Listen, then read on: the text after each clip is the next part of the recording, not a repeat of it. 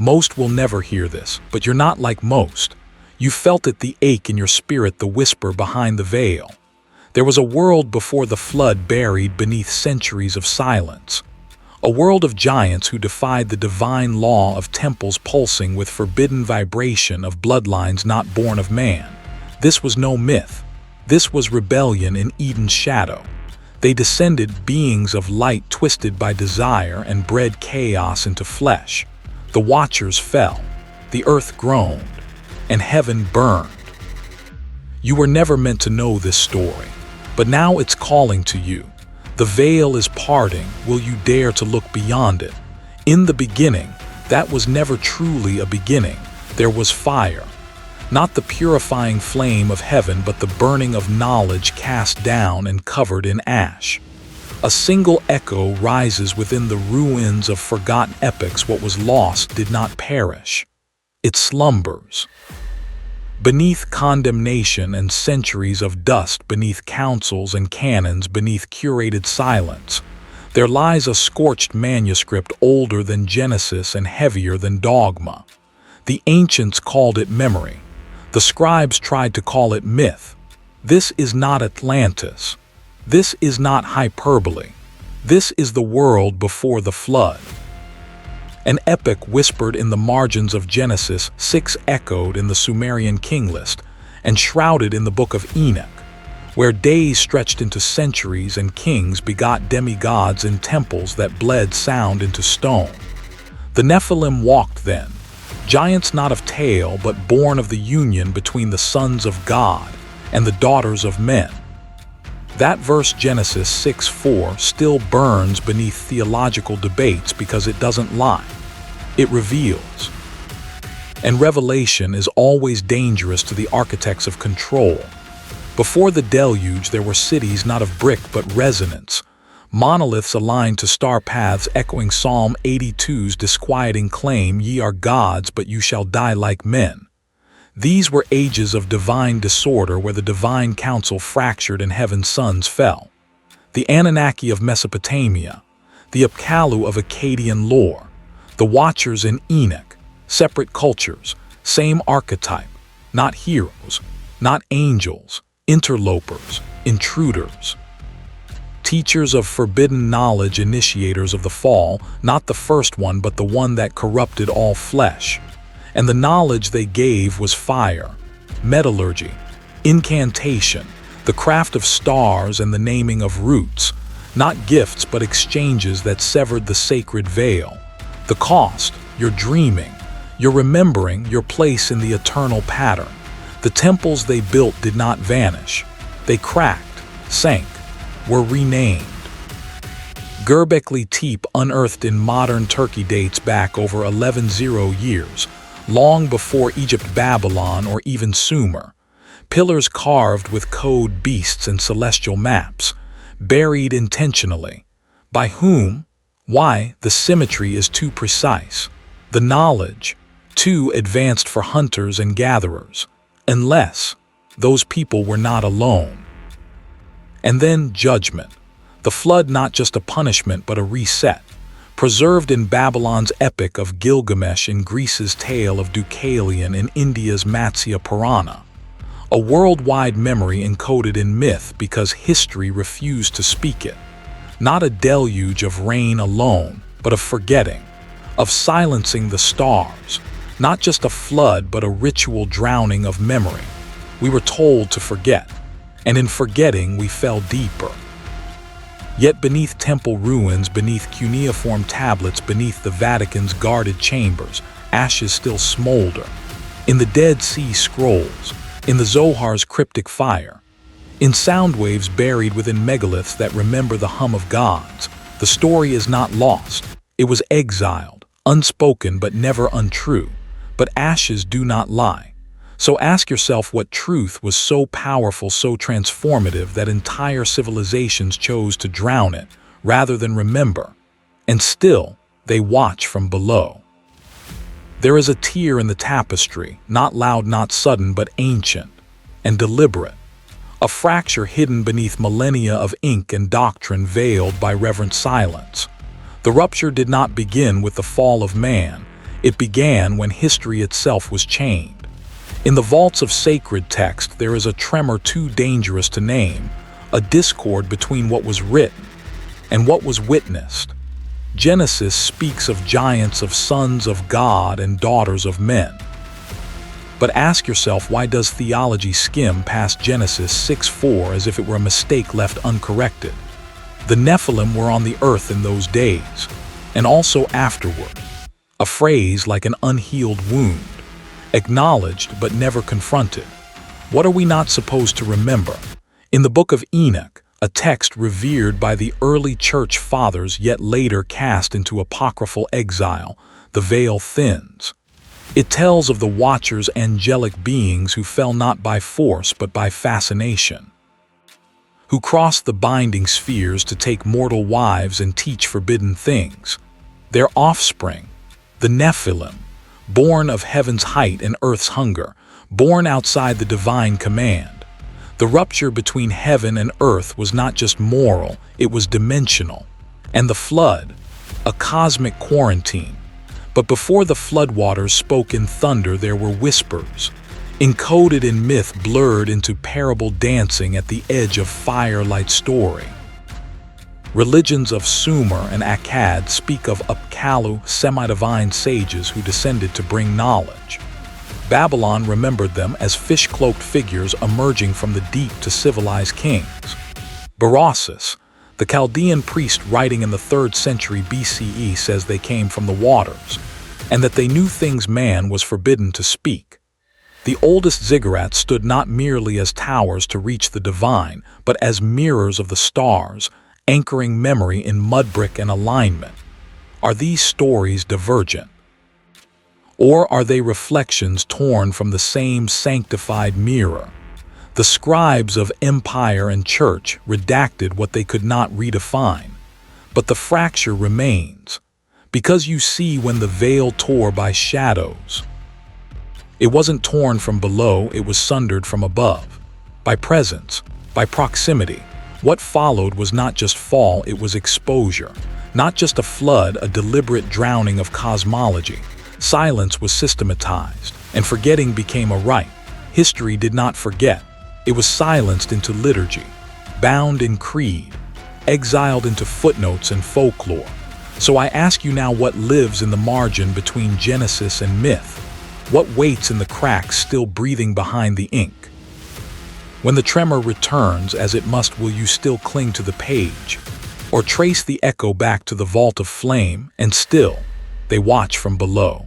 They did not fall as stars, they descended in silence. Not cast out, but stepping through a rift that man was never meant to see. When watchers fell from silence, the sky tore without thunder. These were not demons nor angels in the choir. They were the Irin, the ones who watch. The Grigori, named in the book of Enoch, blacklisted by canon but never erased. They were once sentinels, but desire made them trespassers. And in that mutiny they wrote upon flesh what heaven had sealed in light. 200 descended upon Mount Hermon not as symbols but oath-bound beings. Their leader Semjaza, his name hangs heavy across Apocrypha, led the watchers with a vow carved not in stone but in consequence. They taught what was not meant to be taught. Metallurgy, enchantment, the cutting of roots, the secrets of stars and signs. Secrets that became seductions. As the book of Enoch dares to name, they taught the blending of spirits and matter. But knowledge without measure becomes fire in the hands of infants. The sacred, once whispered behind veils, now thundered through temples with cracked altars. They gifted humanity mirrors to see beyond the veil, but forgot. What sees does not unsee. These weren't lessons. They were fracture points. In the wombs of mortal women, heaven's rebellion took shape, the Nephilim. Giants not meant to walk, beating hearts that echoed with blasphemous rhythm. They were not God's creation, but neither were they wholly damned. They stood in the in-between, flesh torn by divine ancestry minds, echoing with forbidden frequencies. What temples could stand before such beings? What altars could plead with heaven while giants ruled the valleys? Every song became a dirge, every prayer a trembling question. And yet we read Genesis 6:4 and wonder how could this fit the Sunday scroll. The sons of God came unto the daughters of men. They came with hunger but left behind haunting. Their crime was not just lust, it was unauthorized revelation. The fall of man didn't end in Eden. It echoed on mountains. It fused with bloodlines. It cracked the firmament that once kept the realms apart. And some traditions say the land mourned, trembled beneath their weight, as though the soil itself rejected their imprint. Ancient Sumerian tablets hint at nameless giants, tall as ziggurats hungry for worship, disciplined in forbidden arts. Not blessed, not cursed, but surviving in the seams of history's denial. And now the watchers are bound. Enoch claims they were cast into the valleys of the earth, chained until the last fire, awaiting a reckoning they themselves summoned. Sealed in places unnamed behind layers not just of stone but frequency. But if silence was once their prison, are the tremors we feel today a sign that some awaken beneath the dust? If the veil was once torn, who stitched it back? And more deeply, what have we been taught to unremember? Who determined which truths were too powerful to preserve? And still, they watch from below. A temple is never just stone. It is pressure. It is paradox. It is a trembling threshold where heaven leans too close to earth and something must give. Before the flood washed away the sins of the sons of heaven, there were structures, not merely built but tuned. Temples erected on the seismic line between light and shadow, vibrating with frequencies older than time as we know it. These were not mere houses of worship. They were convergence points. Sacred junctions where spirit sang into matter, where breath condensed into lightning, and the divine moved like current through carved stone. Think of the ziggurats of Sumer, the temple at Eridu called Eabzu, House of the Deep Waters. Scholars link it to Enki, god of wisdom, the abyss, and forbidden knowledge. But the clay tablets speak deeper. They murmur of foundations buried not only in mud, but in memory older than kings.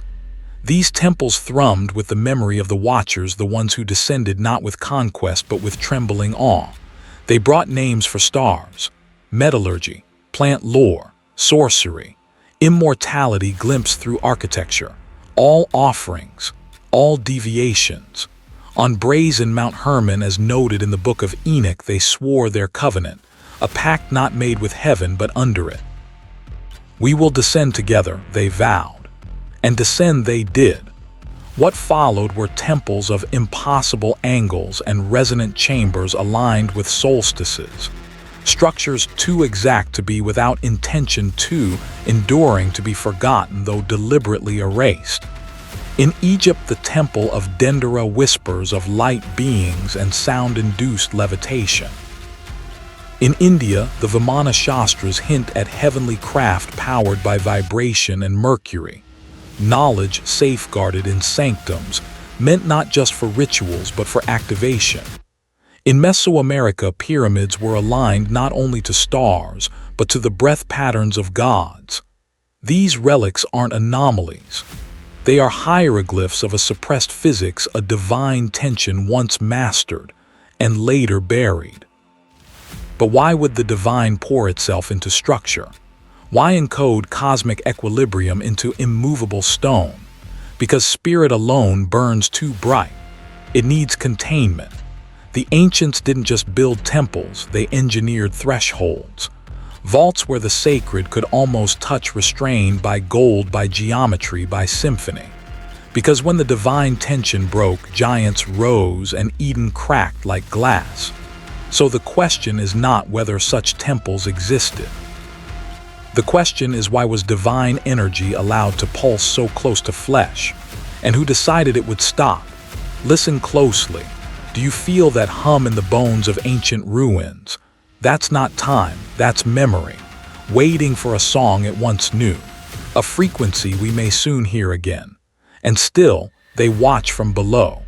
Can you still feel the tremble beneath your feet, or have your temples become mere museums? They were not born of woman like you or I, the Nephilim, called giants, but they were more than size, were cries of defiance made flesh. Born of heavenly rebellion and earthly innocence, they walked between the realms like cracks in Eden's mirror. Genesis 6:4 names them without ceremony. There were giants in the earth in those days, a phrase curt with ancient terror. But behind those few words lies a fracture that split the foundations of the world. These were not God's creation. They were something else, the fallout of a love forbidden and a knowledge unearned. Their origin was betrayal. When the Watchers, those divine beings described in the book of Enoch, descended from their realm of uncorrupted light, they beheld the daughters of men, not as shepherds of the sacred, but as thieves of the flesh. They took them, and from that union came abominations, beings with the intellect of stars and the hunger of beasts. Egyptian tales of the Shemsu-Hor whisper of towering kings who ruled before the first pharaohs. Sumer's Apkallu were part divine sages cast into the earth's deep places. These are echoes, distorted reflections of the Nephilim scribbled into clay before tablets bore law. Even the Rigveda speaks in veiled phrases of beings born in the days before the golden light, guardians who fell from their post. Across empires, across oceans, always the trace appears. Different faces, same shadow. They were builders of empires and breakers of balance. The temples they forged, megalithic aligned with cosmic symphonies, stand even now too precise to dismiss, too ancient to accept. Baalbek in Lebanon, with its stones weighing hundreds of tons, is older than explanations can hold.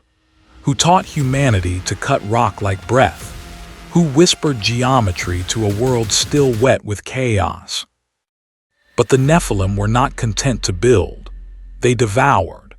The book of Enoch recounts that they consumed all the acquisitions of men, and when men could no longer sustain them, the giants turned against them and devoured mankind. These were not rulers.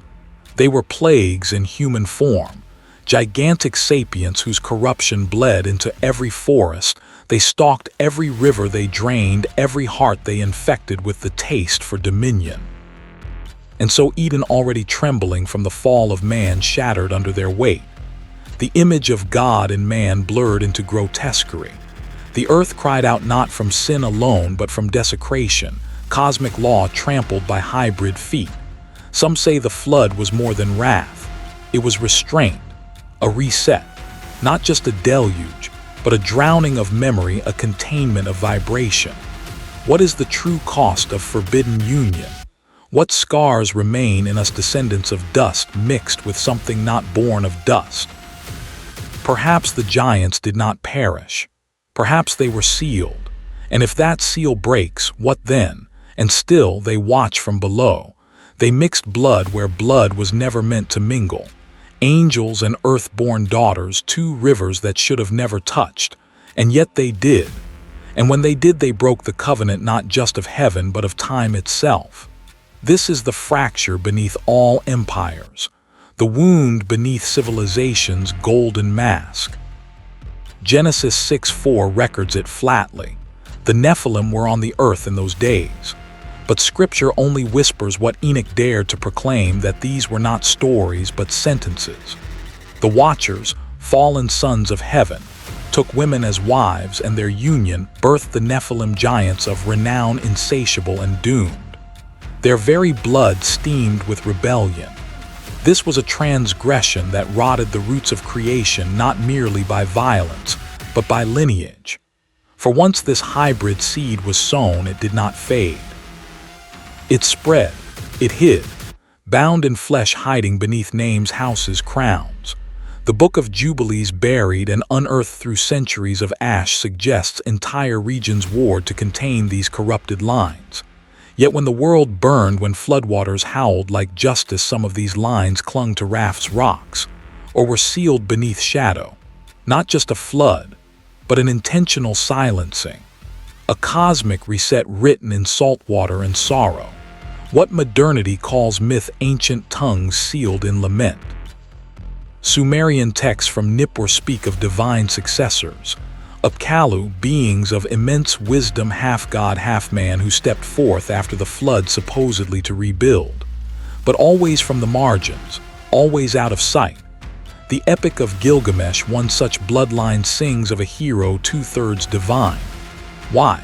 Because even after judgment, the covenant was not like glass, shattered once gone forever. No, it was like bone, fractured, healing, crooked. The Hebrews, the Akkadians, the Greeks, all tell echoes of the same fracture. Heroes born of gods and mortals wielding gifts too great, bearing pride too heavy. They raged against fate, and their descendants filled the thrones of men. But what if the ancient kings knew their coronation was chained to an oath broken before they were born? Bloodlines trace axes of power, not merely genetics, but spiritual inheritance. In Numbers 13:33, Israel's scouts declare, "We seemed like grasshoppers in our own eyes, and we looked the same to them." Who were they? Giants, survivors, remnants. Perhaps they still walk beneath marble crypts, behind golden emblems, within eyes that shine too ancient for their youth. Oaths do not die with silence. They echo. Through dynasties, through wars, through chosen ones who find themselves haunted by strength they never asked for, aching with memories not their own. You wandering soul, are you of clay or of mingled fire? Can you feel it, that pull, that weight, the knowing that perhaps your blood remembers a law it did not write, and a judgment still waiting to be answered? And still, they watch from below. They say a river forgets, but it is a lie dressed in gentle motion. Beneath the surface of every winding stream and silent aquifer flows remembrance, ancient, unyielding, holy. These are not bodies of water, they are arteries of judgment. They carry more than silt and salt, they ferry the ruin of an age so cataclysmic it was forbidden to remain in the mouth of man. But O creation still weeps. The waters remember. There were rivers before the Nile knew its gods, before the Tigris kissed Eden's dust. The Jihan, the Pishan, names whispered in Genesis 2:10-14, once flowed from the high place from within Eden itself before the fall ruptured paradise into Exodus. And yet those waters were not merely geography, they were thresholds between realms. Where these rivers ran, the divine walked, and the ground trembled not with fear but with intimacy. And Eden, they say, was not lost. It was hidden. But when the watchers fell from silence and giants carved their names into the bones of earth, the rivers beheld it all. They bore witness to the cries of a planet being pulled toward desecration. They soaked in the sins of the Nephilim, the monstrous hybrids born of angelic rebellion and human longing. Enoch's vision, preserved in the Ethiopian book of Enoch, speaks of these beings and the judgment they called down. It was not just the sky that groaned, it was the waters that mourned, groaning under burdens too ancient to name.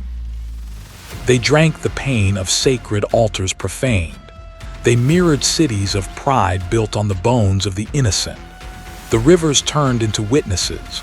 When temples trembled under unclean rituals, when sacred groves were burned for knowledge not yet earned, when man swollen with stolen glory dared build with hands what should never echo heaven, the waters watched. They were not silent, they were storing, encoding transgression into flow, weaving trauma into current. Flood myths scar the collective memory, from the Epic of Gilgamesh to the Genesis flood narrative, from Deucalion in Greek memory to Manu in India's Satapatha Brahmana. All speak of a cleansing that was more than water.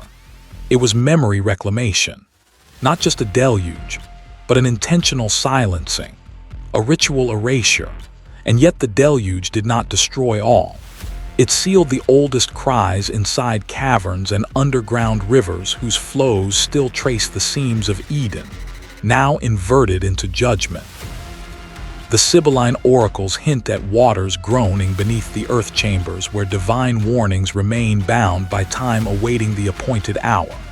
You have felt it, standing at the lip of a riverbank watching its surface churn like a veil troubled in sleep, sensing something just beneath the silence. And can you feel it now? The weight of water that has seen too much. Is that why rivers shimmer with unrest when the moon leans too close? Why rapids sing in frequencies that echo beneath the sternum?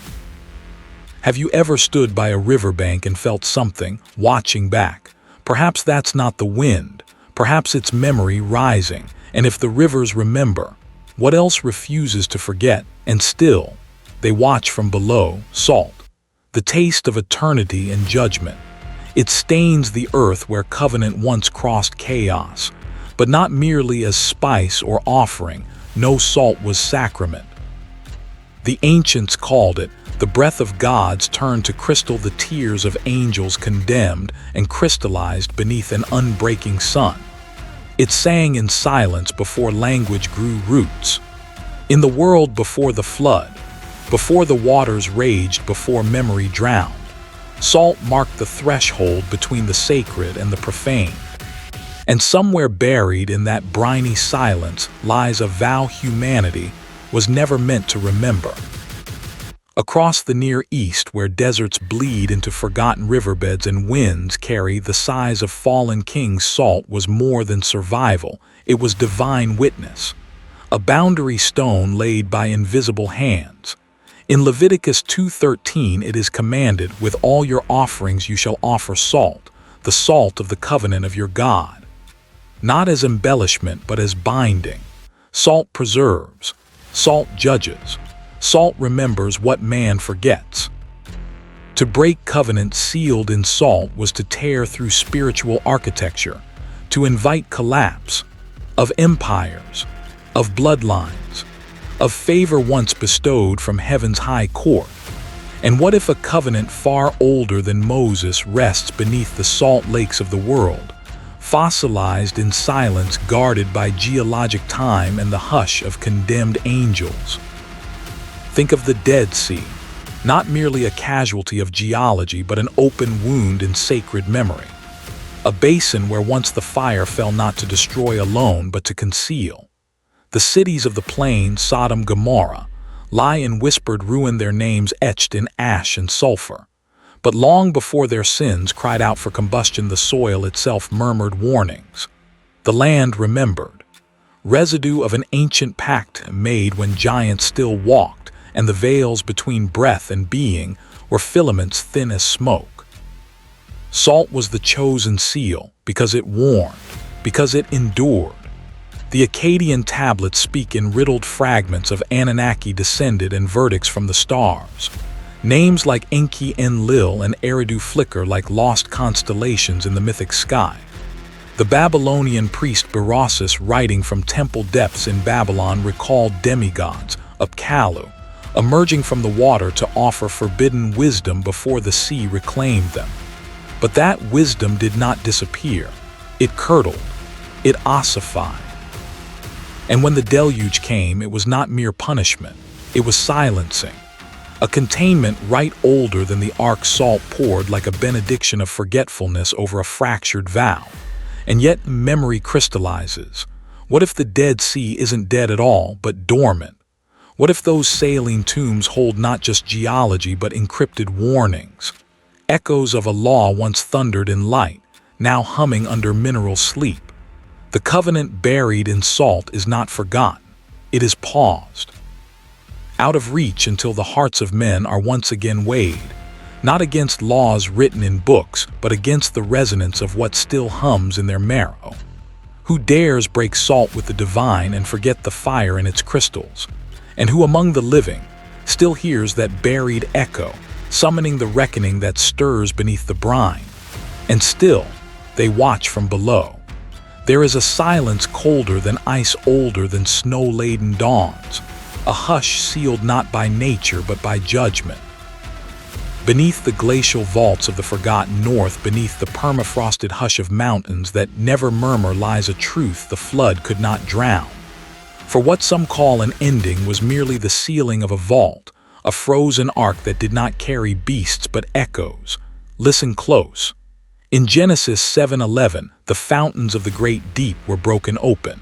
Not just skies wept, the earth bled.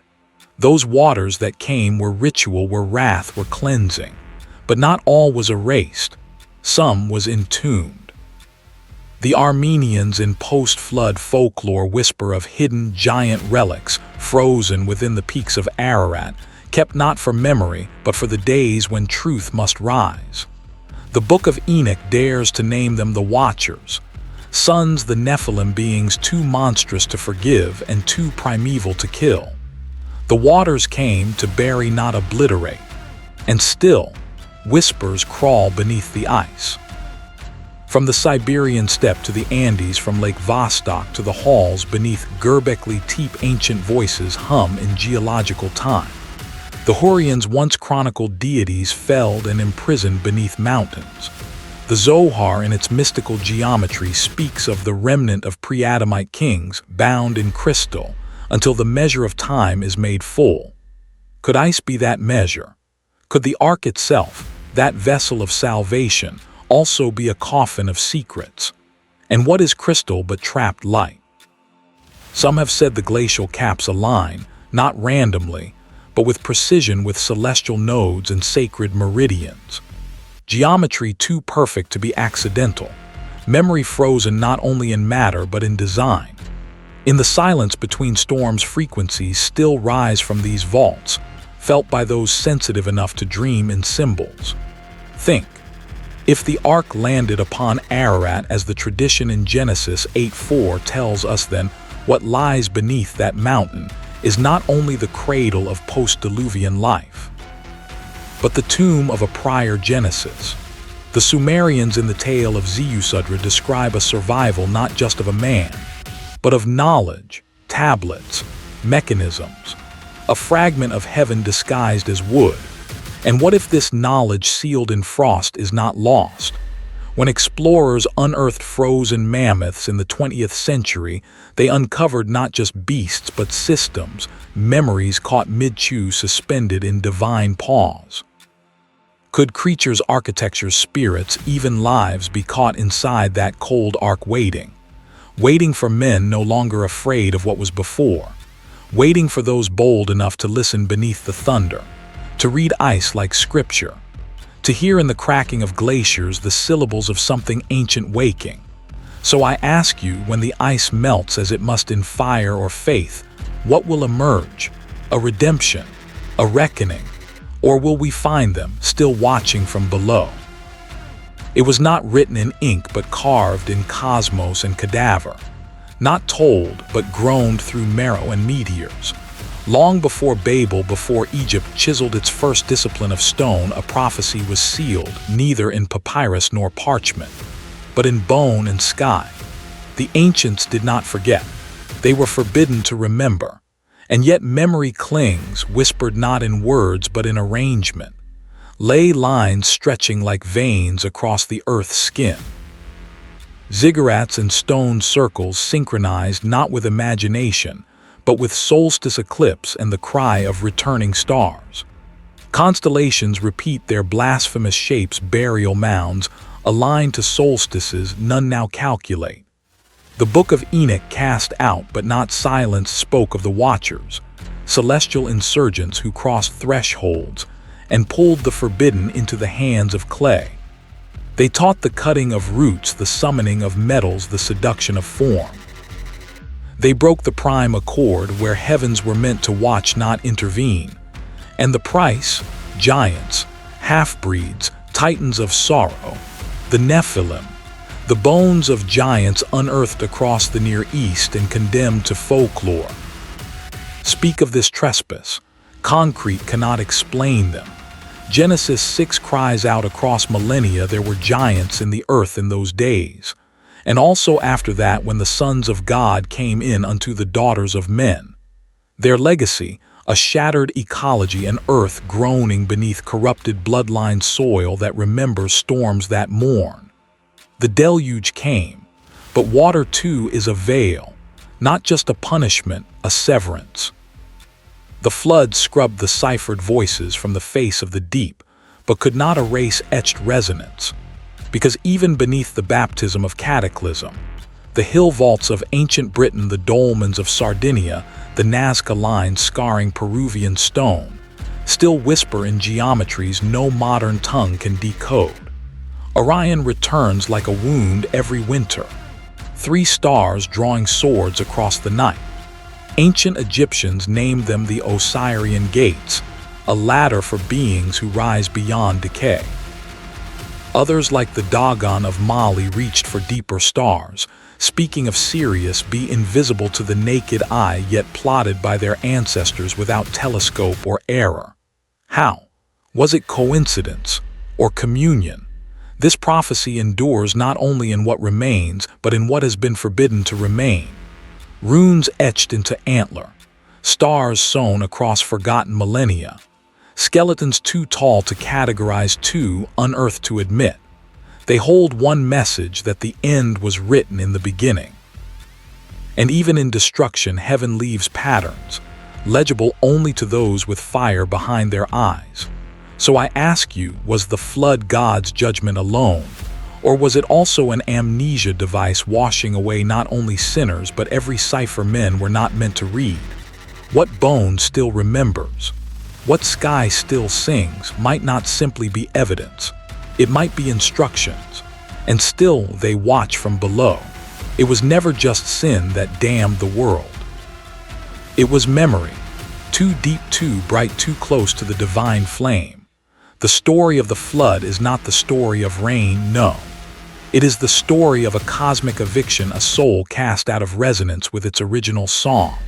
And long before the waters swallowed the bones of the old world, something sacred was already drowning the birthright of communion. A lament rises like incense from the centuries, low, aching, unresolved. It hums beneath ancient ziggurats and shattered steel. It echoes in the tongue of Job, who asked out of the whirlwind's tear, "Where were you when I laid the foundations of the world?" That question was God mocking a man. It was a riddle meant for the ages, a cipher of remembrance offered to those who dream backward. In Sumer they spoke of kings before the flood, antediluvian rulers whose reigns spanned thousands of years. Berossus, the Babylonian priest writing in the 3rd century BCE, recorded their names Alulim, Alanger, Enmenluana, phantom monarchs reigning, while humanity was still skin without shadow. One name in Megaranki would later alchemize into the biblical Enoch.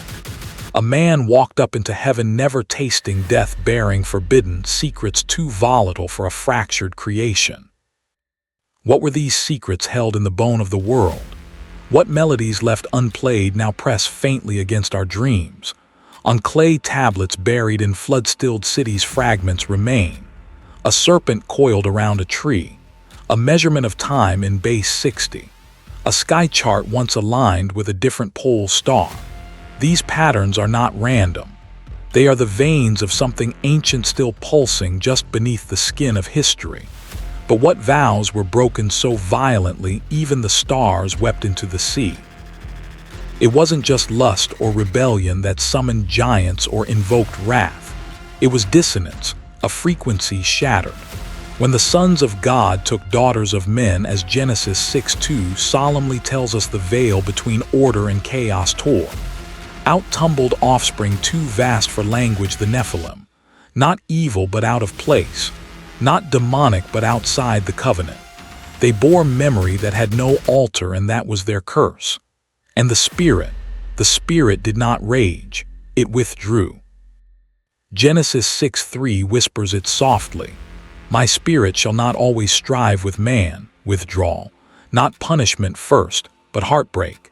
The exile began not with the flood but with silence. And that silence took root in us. That's why we search myths, probe ruins, trace ley lines as if they were nerves, still warm, still whispering. We map out constellations not just to name them, but to remember how they once spoke. We know something was lost that was never supposed to die. We feel it, A mourning tucked behind the ribs, a yearning to return not to a place but a purity. What if the flood didn't merely end an era, but entombed a frequency that we are still trying even now to remember? And still, they watch from below. It was never a myth. It was a vault sealed by fire, a psalm scorched from the tongue of humanity.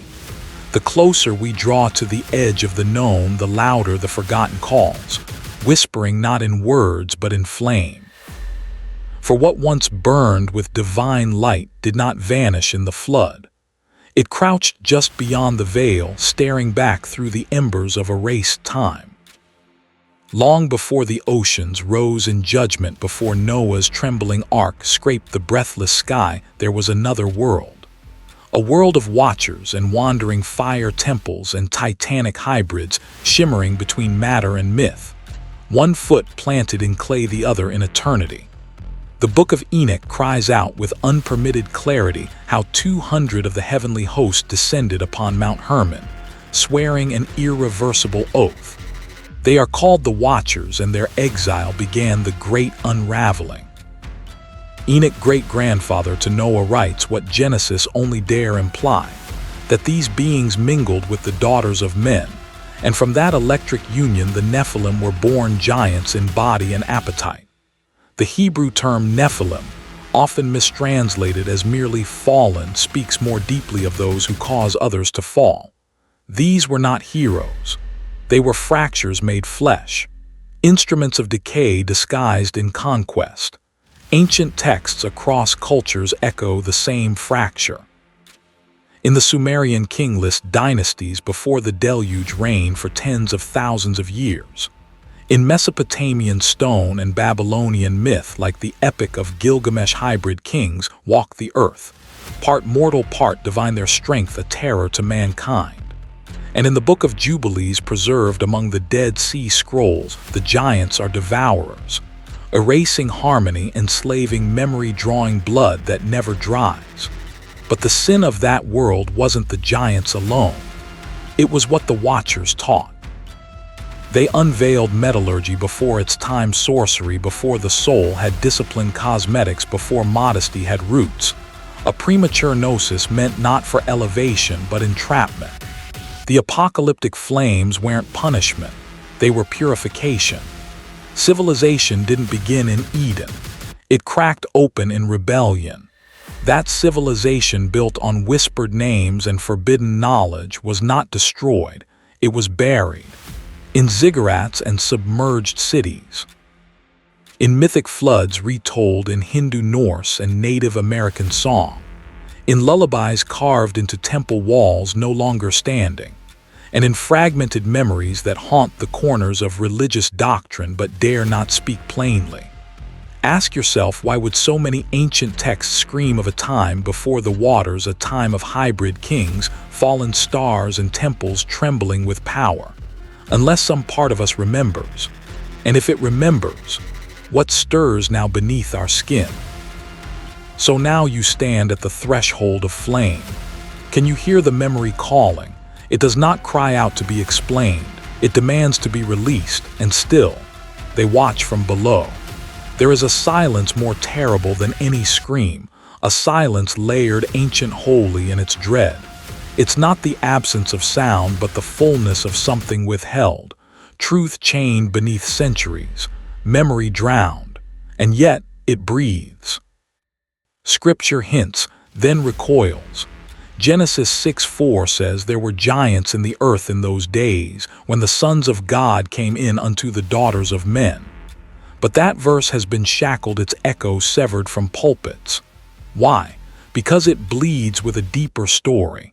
Not myth, not metaphor, but memory. The Watchers, those divine beings often identified as the sons of God, descended where they were never meant to tread. In the Book of Enoch, a text once considered sacred by Second Temple Jews and found buried at Qumran, they descend unto Mount Hermon, a name that still trembles in the ruins.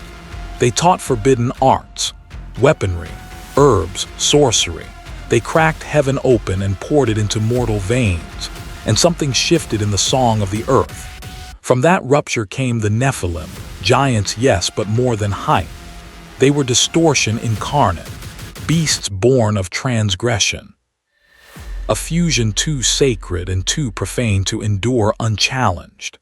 And every mountain still bearing that name, graves of the Anakim tales of Og, the Rephaim echoes from Ugaritic lore where the Rephaim walk the land of the dead. These are not coincidences. They are scars written in stone. Temples rose to contain what could not be cleansed. Megaliths that match no known tool alignments no primitive eye could master. From Göbekli Tepe's rings of animal-faced gods to Baalbek's impossible stones, they weren't just monuments. They were warnings, vibrational silos, repositories of something once divine now disfigured. The ancients did not forget, they encoded, in angles, in altars, in blood. Even the ziggurats of Eridu, the earliest city of Sumer, dedicated to Enki, the great trickster and keeper of the deep places, hold a silence that trembles, not from erosion but from reverence, as if the very bricks remember. Then came the flood, not just in Genesis but in Sumer, in Akkadian tablets, in the walls of pyramids. Ziusudra Utnapishtim Noah. Names change, the pattern survives. Religions were not born from culture, they were born from catastrophe, from divine rage and merciful obliteration. And yet fragments remain.